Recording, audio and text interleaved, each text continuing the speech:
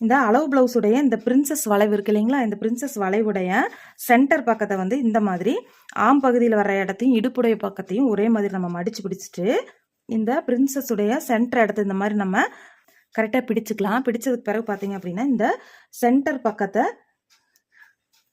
நேராக இருக்கிற கிளாத்தில் நீங்கள் வச்சிங்க அப்படின்னாலே இந்த வளைவு வந்து கரெக்டாக நமக்கு எத்தனை இன்ச்சு கேப்பில் நிற்கிது அப்படிங்கிறது பார்த்துட்டு கரெக்டாக வந்து பிரின்சஸ் உடைய சென்டர் டாட்டுக்கு நம்ம எந்த அளவு மார்க் பண்ணணும் அப்படிங்கிறத வந்து நம்ம கணிச்சிடலாம். ஏன்னா இப்போ சென்டர் டாட் 3 டாட் பிடிக்கிற பிளவுஸில் வந்து ஈஸியாக டாட்டுடைய அளவை வந்து நீங்கள் மார்க் பண்ணிக்குவீங்க. சென்டர் டாட்டுடைய அளவை வந்து நீங்கள் மார்க் பண்ணுவீங்க.